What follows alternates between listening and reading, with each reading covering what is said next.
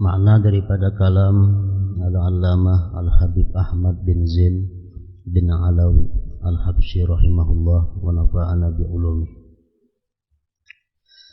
Kehadiran hati, pemahaman, pengagungan dan pelaksanaan salat dengan penuh harap dan ikhlas merupakan tiang dan ruh salat.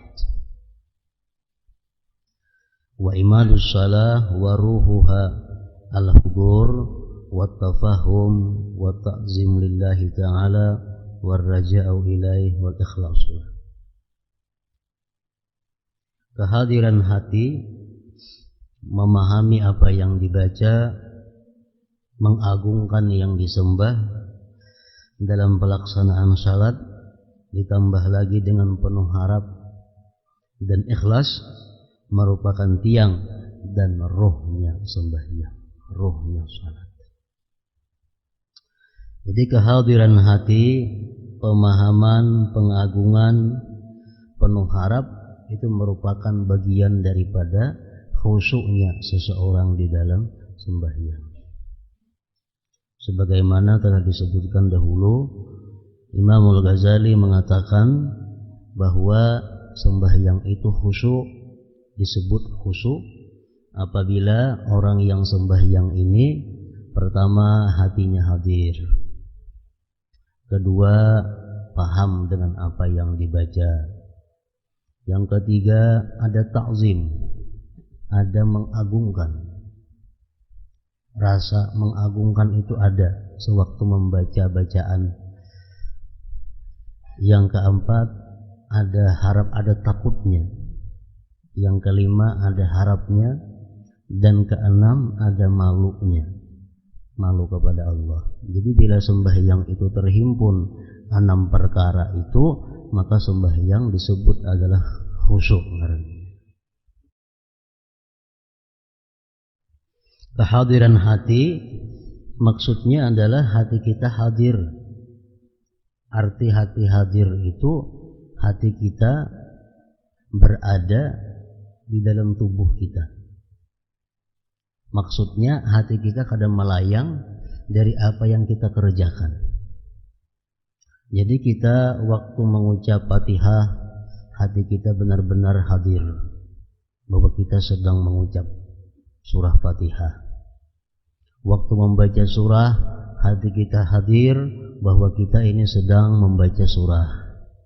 Waktu ruku, hati kita sadar, hati kita hadir bahwa kita ini sedang ruku. Waktu i'tidal, kita sadar, kita tahu, kita hadir bahwa kita ini sedang dalam i'tidal. Nah seterusnya sampai salam. Itu ngarannya adalah hadirnya hati, kehadiran hati. Bagian daripada khusyuk. Bila sudah hati kita hadir dengan apa yang kita baca dalam sembahyang itu, dan hati kita hadir dengan apa yang kita kerjakan dalam sembahyang, hanyar kita bisa ta'zim, mengagungkan. Mengagungkan ini sesudah hadir. Kalau hati kita kada hadir, mustahil kita bisa mengagungkan. Kita sembahyang umpamanya keingatan di rumah, maulah kita mengagungkan Allah. Jadi andaknya ta'zim, mengagungkan Allah itu andaknya sesudah hudurul qalbi, sesudah hadirnya hati. Hadir hati modal pertama untuk ta'zim, membesarkan. Membaca Al-Quran itu ada ta'zimnya. Dalam hati itu ada rasa membesarkan terhadap ini kalam Allah. Ruku kita menyembah kepada Allah, itu ada ta'zimnya, ada ta'zim.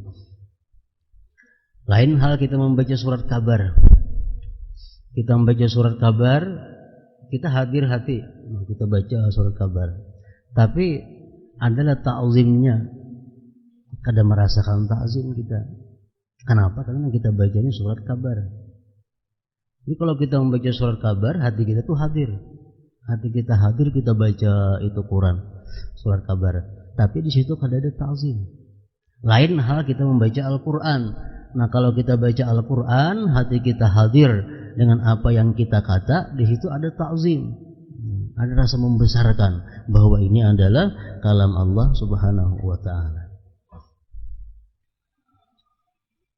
Itu artinya pengagungan. Nah kemudian pelaksanaan salat dengan penuh harap. Kita sembahyang tentu ada harapnya. Baik parahatan sembahyang itu maupun sesudah sembahyangnya itu pasti ada raja, harap, dan ada pula lawanannya takut kepada Allah. Dalam surat Fatihah itu pun kalau kita memahami, kalau kita hadir hati, kita paham, itu ada takut dan harapnya. Sebutin surah Fatihah. Di waktu kita membaca Ar-Rahmanir Rahim, itu adalah hati kita paling nyaman. Hati kita paling gembira. Hati kita berbunga-bunga. Begitu kita mengucap Ar-Rahmanir Rahim, bahwa Allah itu Maha Pengasih, Allah Maha Penyayang. Artinya orang zat yang sedang aku sembah ini, zat yang sedang aku munajat ini, zat yang sedang aku minta ini, orangnya Maha Pengasih, Maha Penyayang. Nah bila kita menyadari bujur makna Ar-Rahmanir Rahim, mau kada mau kita pasti ada harapnya. Harap disayangi Allah, harap dikasihi oleh Allah Subhanahu wa ta'ala. Ar-Rahmanir Rahim. Jadi keadaannya orang-orang dahulu ada yang mengulang-ulang sampai 70 kali kalimat Ar-Rahmanir Rahim itu. Kenapa? Karena merasa begitu nikmatnya, begitu nyamannya mengucap Ar-Rahmanir Rahim. Ar-Rahmanir Rahim, Ar-Rahmanir, diulang-ulang. Karena itu menambah kenikmatannya. Nah begitu kita mengucap Maliki Yaumiddin, itu sudah berubah hati kita. Kenapa? Karena Maliki Yaumiddin itu artinya adalah raja pada hari kiamat nanti. Raja pada hari kiamat nanti. Setiap kita mendengar kalimat raja itu, raja di hari kiamat, itu hati kita pasti ada perasaan takutnya. Karena kita akan dipanggilnya kaina oleh raja itu, kita nantinya akan dimintai tanggung jawab oleh raja itu. Nah ada takutnya, ada haibah atau ada khauf yang tersimpan dalam Maliki Yaumiddin. Jadi sembahyang itu adalah beberapa irama. Kadang-kadang hati kita takut, kadang-kadang hati kita ini harap, kadang-kadang hati kita nyaman, kadang-kadang hati kita sakit. Itu perjalanan di dalam sembahyang.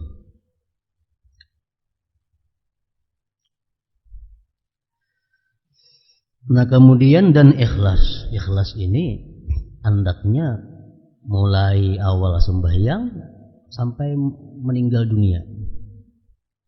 Itu mesti ikhlas. Ikhlas itu dituntut mulai kita sebelum melakukan sembahyang sampai kita mati, kita ikhlas dengan sembahyang itu. Kalau kada demikian, jelas sudah kada diterima oleh Allah. Ikhlas artinya dorongan, motivasi yang menggerakkan kita untuk sembahyang karena Allah. Nah itu adalah ikhlas. Makanya disunatkan di dalam niat itu dibuat lillahi ta'ala, karena Allah ta'ala. Itu untuk mengingatkan kita agar sembahyang ini jangan karena yang lain, mesti lillahi ta'ala.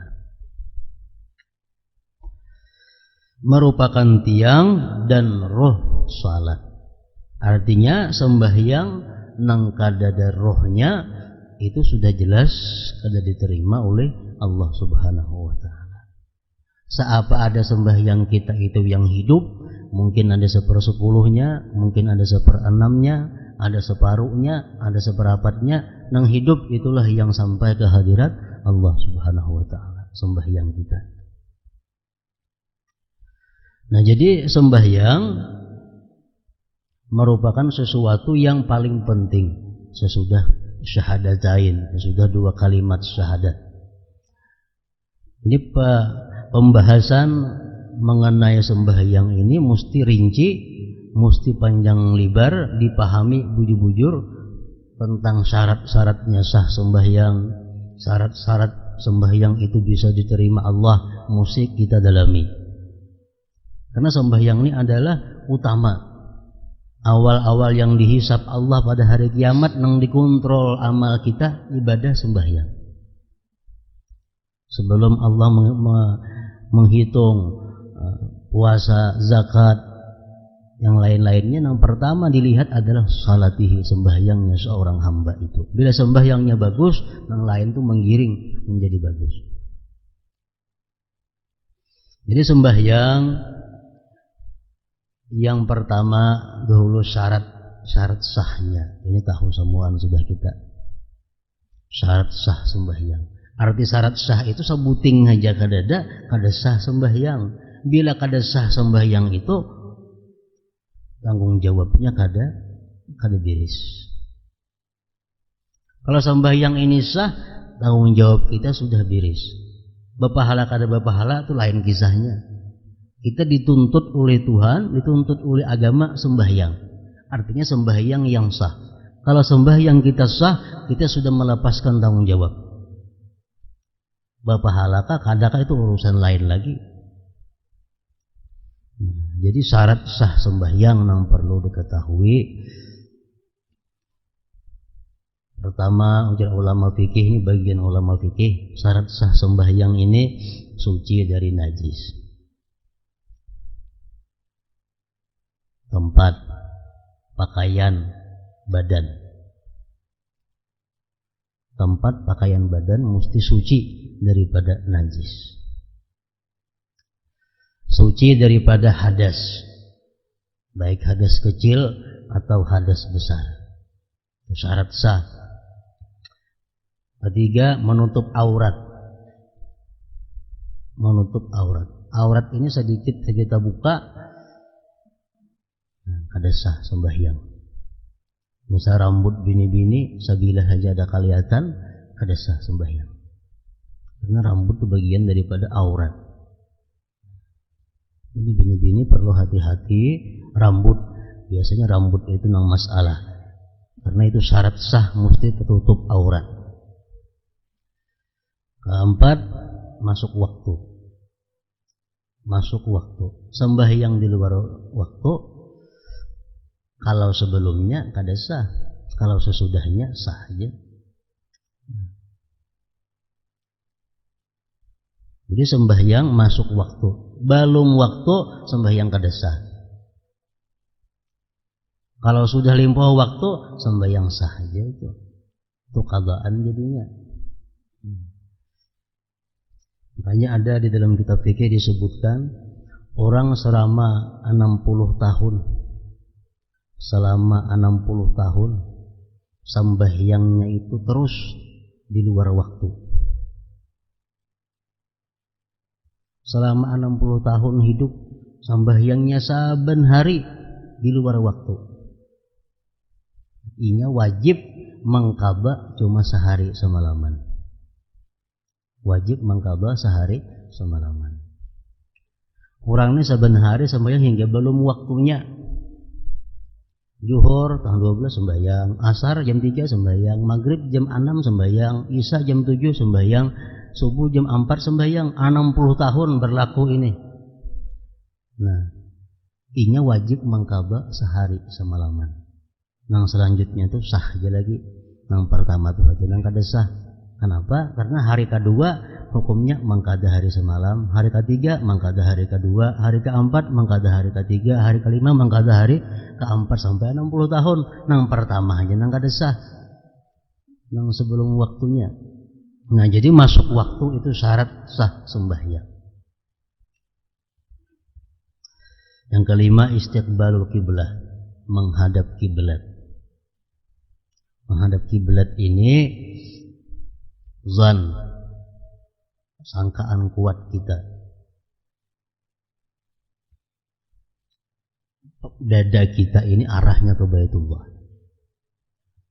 Kita sangkaan kita kuat bahwa dada kita ini adalah ke arah Ka'bah.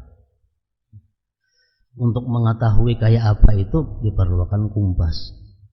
Ada kawat terawahan, ada kompas. Nah, bila kompasnya ada, ke sana arah. Kalau kita kawa mengambil sangkaan kita kuat bahwa dada kita ini arahnya ke kiblat Ka'bah. Yang keenam, al-ilm bi kaifiyatis shalah, mengetahui cara sembahyang. Artinya mengetahui cara sembahyang ini adalah kawa membedakan yang mana rukun, yang mana kada rukun. Nah, jadi orang nang sembahyang itu syarat sahnya juga mengetahui nang mana nang rukun, nang mana kada rukun. Kunut rukun kah? Tahunya. I'tidal rukun kah? Tahu. Tasyahud awal tu wajib kada? Tahu. Tasyahud akhir ingat mana batasnya nang wajib? Tasyahud awal ingat mana batasnya? Tasyahud akhir bintang mana batasnya? Fatihah wajibkah? Surah wajibkah? Nah, itu mesti tahu. Mesti tahu itu. Amunnya kada tahu, kada sah sembahyangnya. Walaupun pas, walaupun bujur. Amunnya meyakini jadi semuaan gawian sembahyang itu wajib, nah sah aja itu. Sah aja. Atau ujarnya gawian sembahyang tuh ada nang sunat, ada nang wajib. Naku kada tahu nama nang wajib, nang sunat, sah aja juga itu.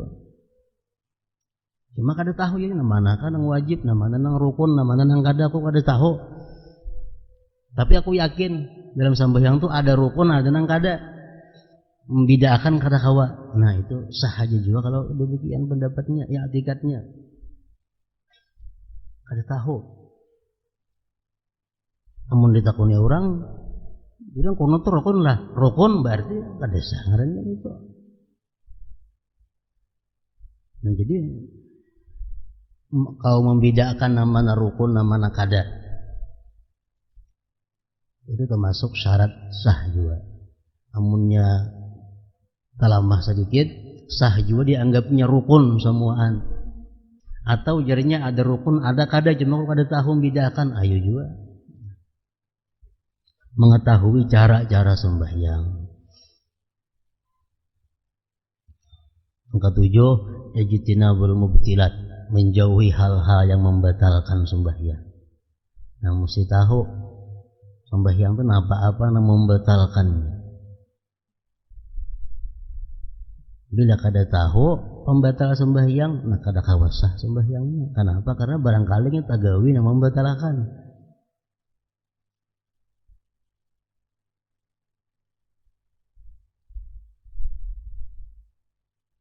Menaguk liur sembahyang.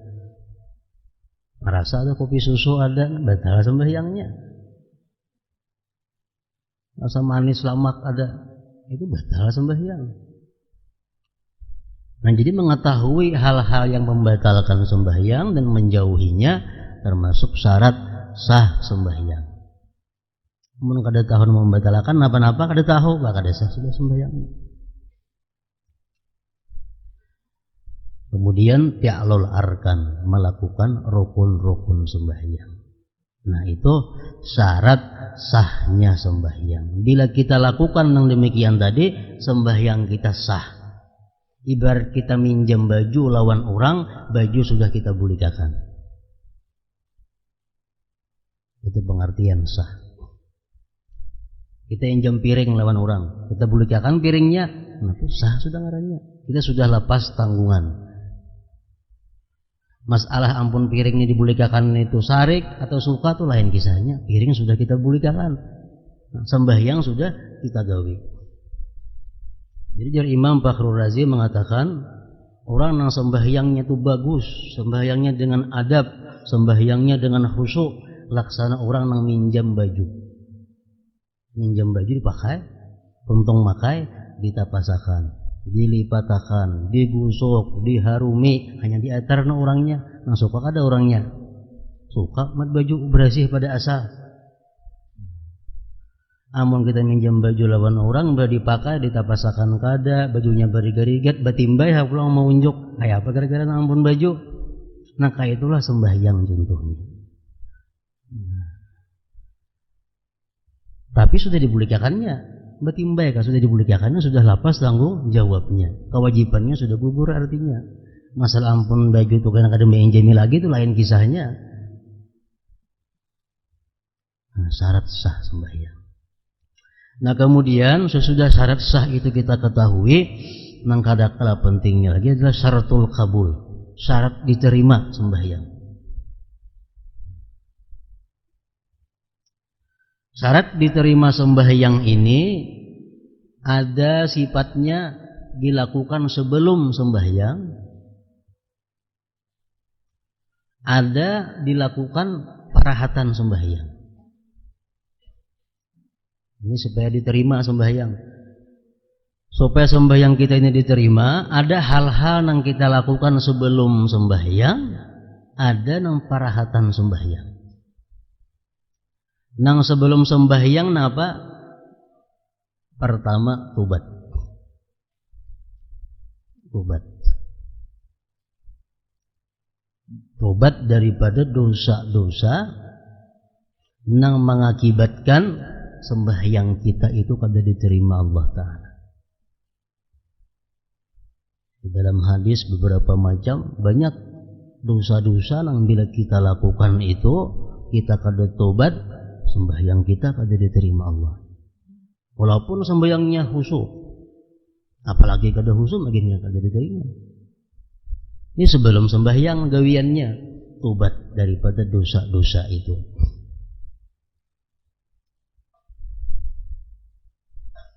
Pertama yang sering kali disebut di dalam hadis Rasulullah yang menyebabkan sembahyang kita ini kada kawa terangkat musaramah. Musaramah ini artinya bermusuh-musuhan antara orang Islam kada bertabur sapa lebih daripada 3 hari.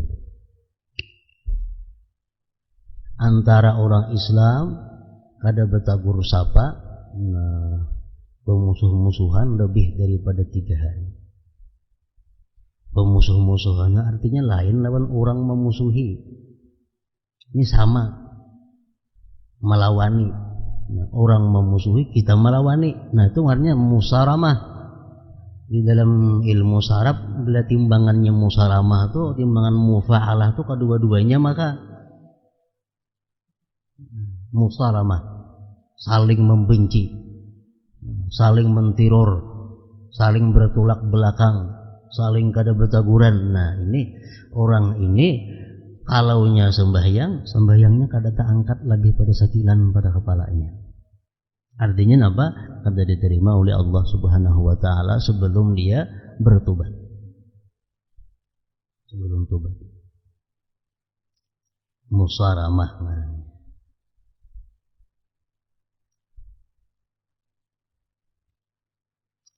Yang kedua lagi nang sembahyangnya kada diterima itu adalah imam nang makmumnya kada katuju. Maksudnya makmum kada katuju ini mayoritas makmum itu kada katuju si fulan itu jadi imam. Tapi hendak kebesorong jadi imam. Misal di masjid itu orang 10, 7 nang kada katuju. Paling 3 nang kada katuju, anak sidin juga nang katuju itu paling. Orang lain kada nang katujunya. Nah sidin itu sembahyang kada diterima.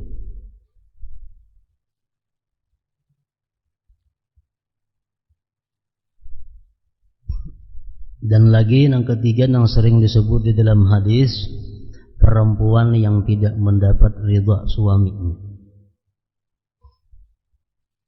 Bini-bini istri nang kada diridai oleh suami. Sebulan kada diridai, sebulan itu sembahyangnya prai. Arti prai kada dapat pahala dari Allah, kada diterima oleh Allah.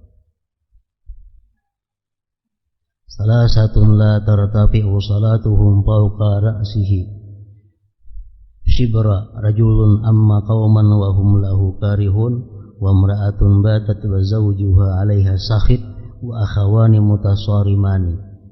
3 macam perkara ini yang sembahyangnya kada tak angkat, sekilan aja kada, apalagi sampai ke hadirat Allah. Orang jadi imam, makmumnya tadi kada ketuju, perempuan nang lakinya benci, dan 2 saudara yang berbantah-bantahan. Jadi hendak sembahyang tobat dahulu. Punya ada bisa laki kalau dihubungi minta ridha lawan laki, amunnya bertangkar lawan saudara tadi berbantah-bantahan, amunnya orangnya ada di parak kalau didatangi, amunnya kada niat dalam hati sudah damai. Termasuk nang ditolak oleh Allah juga sembahyangnya, walaupun kayak apa sembahyangnya, adalah sahibul bid'ah. Seperti yang kita jelaskan malam Selasa tadi, orang yang punya bid'ah, punya i'tikad bid'ah, atau punya perilaku bid'ah, nah orang ini pun ditolak juga oleh Allah. Orang yang memakan makanan haram, orang yang memakai pakaian haram, walaupun 1/10 daripada nilai pakaian itu didapat daripada dana duit yang haram, Allah kada berkenan menerima. Jadi kalau hendak sembahyang, dilepas dulu kalau pakaian itu kita tahu ini adalah pakaian yang mengandung yang haram. Atau kita ada makan makanan yang haram, kita tobat. Kita tobat kepada Allah, kita kada hendak lagi mengulangi, namun mencuntan ampun orang, kita atarakan barangnya atau kita minta halal kepada ampunnya. Selama kita kada minta halal terhadap barang cuntanan yang kita makan itu, nah sembahyang kita masih kada berkenan oleh Allah Subhanahu wa ta'ala. Termasuk lagi dalam hadis disebutkan ghibah. Orang mbah menggibah sembahyang, bertobat kada, apa kada diterima Allah sembahyangnya. Sampai langit pertama aja ditolak oleh malaikat. Demikian pula orang yang namimah, orang yang anjur atar, orang yang sombong, orang yang ujub, orang yang durhaka kepada 2 orang tuanya, kalau kada minta ridha, itu amal sembahyangnya ditolak oleh Allah. Nah ini syarat sah. Dan banyak lagi dosa-dosa nang menyebabkan amal ditolak oleh Allah. Pemimpin, pemerintah yang zalim terhadap rakyatnya, orang-orang yang khianat terhadap amanahnya, orang-orang yang datang kepada dukun dan membenarkan apa yang dikata dukun, 40 hari amalnya ditolak oleh Allah. Nah, jadi syaratul kabul, syarat agar amal ibadah khususnya sembahyang diterima oleh Allah ini pertama adalah tobat. Makanya setiap sembahyang kita dianjurkan berwudu walaupun kada batal. Setiap hendak sembahyang dianjurkan berwudu walaupun kita kada batal, karena wudu itu adalah merupakan cerminan daripada tobat. Kita membasuh tangan, kita berharap lawan Tuhan diampuni dosa di tangan. Kita berkumur, kita minta lawan Tuhan diampuni dosa-dosa di muntung. Nah, sampai kepala batis dibasuh. Jadi wudu itu sebenarnya adalah cerminan daripada tobat. Dan doa berwudu pun apa? Asyhadu an la ilaha illallah wa asyhadu anna Muhammadar Rasulullah. Allahumma ja'alni minat tawwabin wa ja'alni minal mutatahhirin. Jadikanlah aku, hai Tuhan, minat tawwabin, termasuk orang yang tobat kepada Engkau, dan orang-orang yang suci. Itu bacaan imbah berwudu, supaya wudu ini bukan hanya membersihkan zahir, tapi membersihkan juga terhadap batin kita. Jadi sebelum sembahyang tobat. Yang kedua, sebelum sembahyang itu yang perlu lagi supaya diterima Tuhan sembahyang itu adalah ikhlas. Ikhlasnya hendaknya sebelum sembahyang. Hendak sembahyang tuh kenapa garang dulu maka hendak sembahyang? Bila hendak sembahyang ini karena menjunjung perintah Allah, nah ngarannya ikhlas. Hanya sembahyang. Nah, yang ketiga hanyar. Yang pertama tadi tobat dilakukan sebelum sembahyang, ikhlas sebelum sembahyang, sampai terusnya ikhlas. Yang ketiga khusyuk. Nah, khusyuk itu adalah syarat untuk diterima Allah Subhanahu wa taala. Khusyuk.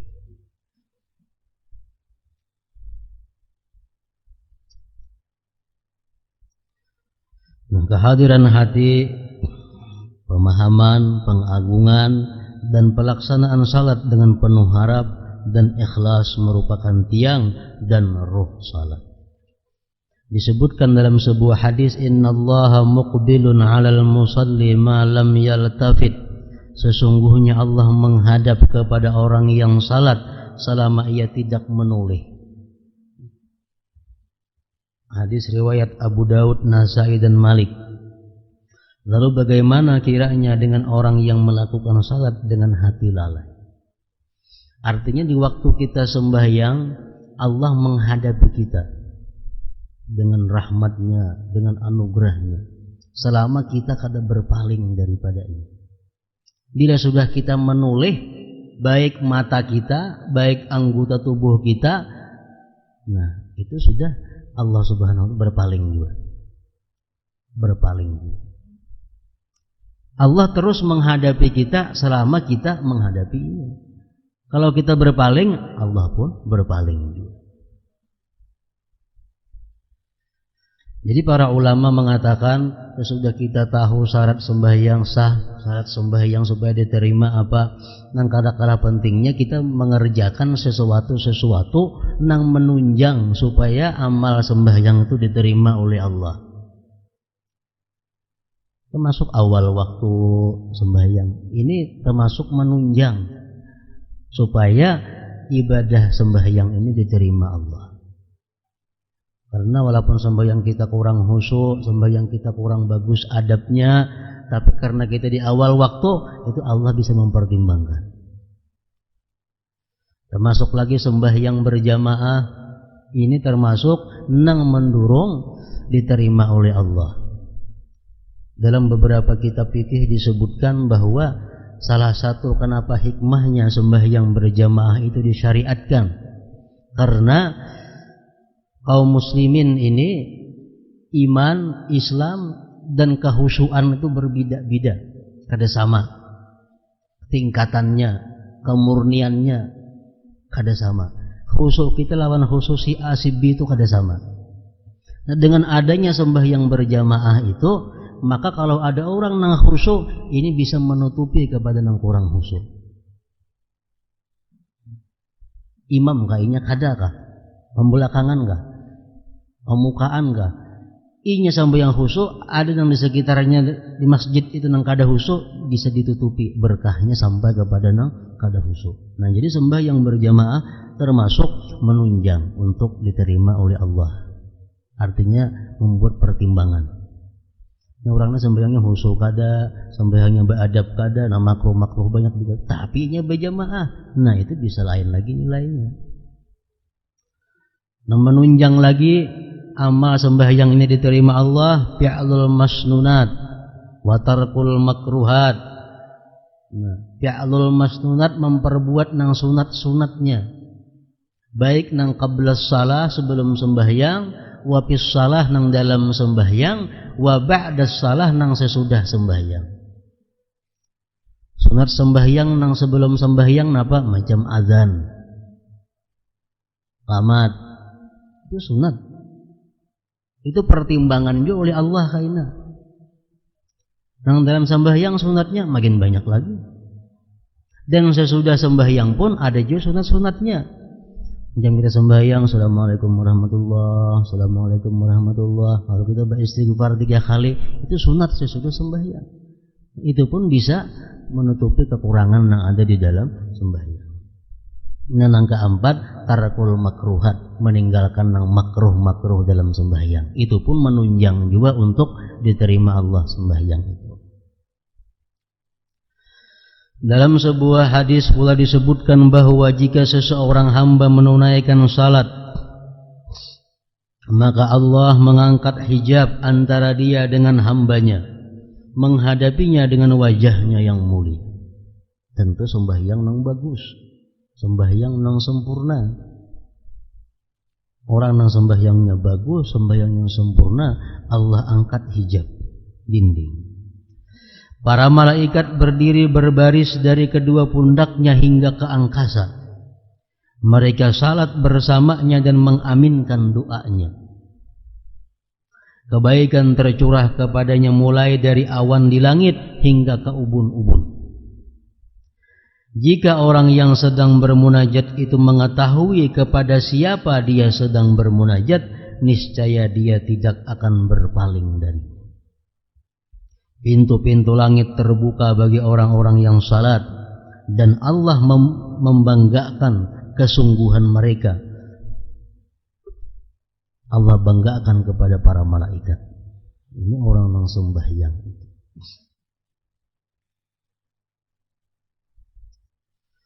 Dalam kitab At-Taurat tertulis, wahai anak Adam, jangan merasa lemah untuk salat dan menangis di hadapanku, karena aku adalah Allah yang sangat dekat dengan kalian, dan dalam kegaiban kalian akan melihat cahaya. Dikatakan bahwa jika seorang hamba melakukan salat 2 rakaat, maka 10.000 jenis malaikat yang tiap jenisnya terdiri dari 10.000 malaikat akan merasa heran dan takjub, dan Allah membanggakannya di hadapan 100.000 malaikat. Nah, ini orang-orang yang sembahyangnya tentu yang bagus, yang khusyuk. Renungkanlah wahyu Allah Ta'ala berikut. Qad aflahal mu'minun alladzina hum fi salatihim khashi'un. Sesungguhnya beruntung orang-orang yang beriman, yaitu orang-orang yang khusyuk di dalam salatnya. Walladzina hum ala salawatihim yuhafizun, dan orang-orang yang memelihara salatnya. Ulaika humul warisun alladzina yarisunal firdaus. Mereka itulah orang-orang yang akan mewarisi, yakni yang akan mewarisi surga Firdaus. Ini surat Al-Mu'minun mulai 1 sampai 11. Qad aflahal mu'minun, sungguh beruntung orang-orang yang beriman, ujar Tuhan. Beruntung orang-orang yang beriman. Orang beriman yang macam apa yang disebut Tuhan beruntung itu? Pertama, alladzina hum bi salatihim khashi'un, yang mana mereka itu dalam sembahyangnya khusyuk. Yang kedua, walladzina hum 'anil lagwi mu'ridun, yang mereka itu daripada hal-hal yang diharamkan mereka berpaling. Yang ketiga, walladzina hum lizzakati fa'ilun, mereka itu menunaikan, melaksanakan zakat. Walladzina hum li furujihim hafizun, orang-orang yang menjaga kemaluan mereka daripada hal-hal yang tidak halal. Menjaga kemaluan, memelihara kemaluan daripada hal-hal yang diharamkan Allah.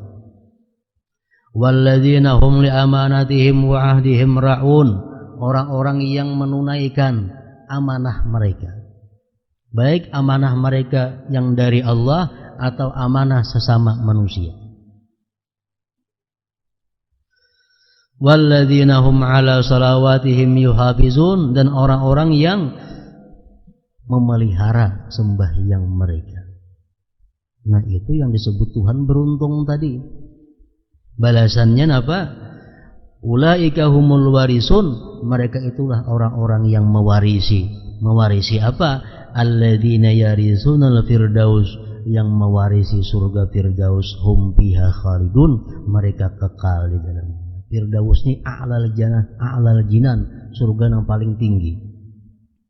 Imbah Firdaus itu aras Allah Ta'ala aja lagi.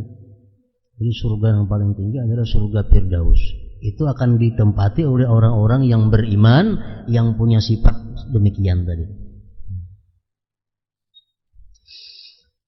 Dalam kitab Jami' Asbabil Khairat karangan Muhammad bin Abdullah bin As'ad al-Imrani, diriwayatkan dari Ibni Abbas radhiyallahu anhuma bahwa Rasulullah SAW bersabda, "Mathalu hadzal din kamathalis syajaratil musnirah fil hadiqah. Al-iman asluha, was-salatu imaduha, was-siyamu far'uha, waz-zakatu nama'uha, wal jihadu sanamuha, wa husnul khuluq samaruha."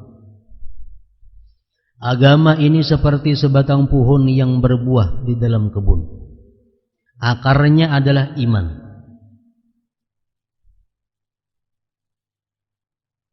Batangnya adalah salat. Rantingnya adalah puasa. Pertumbuhannya adalah zakat. Bungkulnya adalah jihad. Dan buahnya adalah budi pekerti yang baik. Dalam riwayat Anas radhiyallahu anhu disebutkan bahwa wal kaffu an maharimillah samaruha, buahnya itu agama adalah kemampuan untuk mencegah diri dari hal-hal yang diharamkan Allah Ta'ala.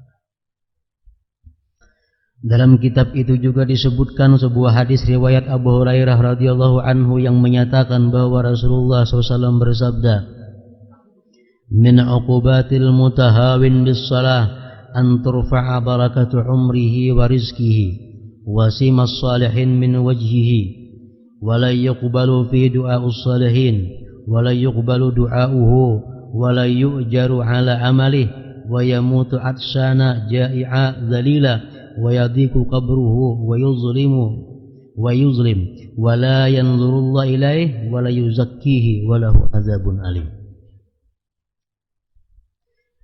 Di antara siksa yang diberikan kepada orang yang merimihkan salat. Pengertian merimihkan salat ini macam-macam. Orang yang kada sembahyang itu sudah nyata merimihkan salat. Orang yang sengaja mengeluarkan sembahyang dari waktunya termasuk merimihkan salat. Orang yang sembahyang kada hati-hati sehingga kada sempurna rukunnya itu termasuk merimihkan salat. Orang yang kada ada hendak berusaha agar sembahyang itu diterima Allah termasuk merimihkan salat. Macam-macam pengertian merimihkan salat. Rasulullah Shallallahu Alaihi Wasallam sewaktu di Masjid Nabawi, beliau melihat ada seorang sembahyang. Untung sembahyang, orang itu suruh Nabi ulangi sembahyang. Suruh lagi, untung sembahyang, ya Nabi ulangi lagi sembahyang. Sembahyang lagi, untung ulangi, ya Nabi lagi sembahyang ikam. Beberapa kali, akhirnya kenapa garang wahai Rasulullah? Maka disuruh ulang-ulang sembahyang ulun ini. Ujar Nabi, sembahyang ikam itu kada sempurna rukunnya, sujudnya kada sempurna, rukunya kada sempurna, artinya tumak ninahnya kada bagus. Nah, rukunya keancapan, sujudnya keancapan, i'tidalnya keancapan, sehingga ibarat bacaan itu kada bebuku beruas lagi. Ini termasuk memperinting salat ngarannya. Ada lagi diriwayatkan dalam kitab Al-Kabair. Nah, di situ disebutkan seorang laki-laki sembahyang dilihat oleh Rasulullah sembahyang. Untung sembahyang, ulangi je Nabi sembahyang ikam. Ulanginya, untung je Nabi ulangi sembahyang itu lagi. Ulanginya pula sampai beberapa kali. Kenapa garang berulang-ulang sembahyang wahai Rasulullah? Ujar Nabi, itu pakaian ikam itu nah limpuwa buku lali. Laki-laki nih, nah sembahyang laki-laki. Gamis ikam tuh limpuwa buku lali. Salawar kasabah aja tapi limpuwa buku lali tapa air, artinya ujar Nabi Allah kada menerima orang yang sembahyang pakaiannya itu laki-laki itu pakaiannya limpuwa buku lali. Nah itu termasuk juga syarat diterima sembahyang oleh Allah Subhanahu wa Ta'ala. Nah orang yang memperinting sembahyangku diterima, kakada asa sembahyang aja, itu ngarannya mutahawin bisalah. Namanya sembahyang terima kakada, karena kalau kita punya prinsip demikian, kita memperinting dengan sembahyang.